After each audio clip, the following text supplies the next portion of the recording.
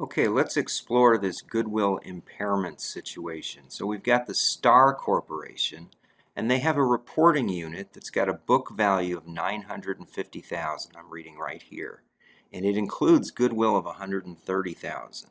And then as part of the annual review, they've determined that the fair value of the reporting unit is $890,000.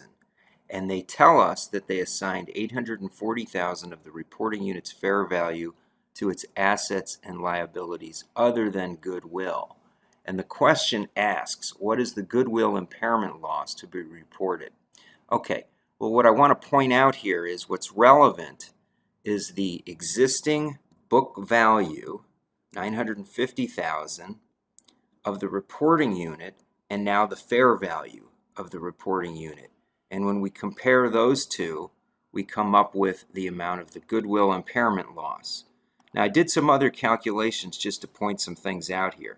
If $950,000 is the book value, and they tell you that the book value of the goodwill was $130,000, that means that at least before December 31st, and I'm assuming maybe the beginning of the year, the book value of the identified net assets for this reporting unit was $820,000.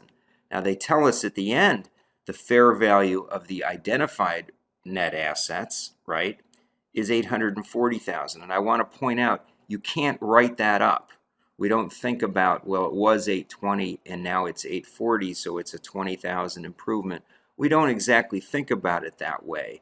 And then therefore the fair value of the goodwill is $50,000. Now that's the incorrect analysis. The correct analysis is just to compare the book value of the reporting unit versus the fair value of the reporting unit to determine the goodwill impairment loss.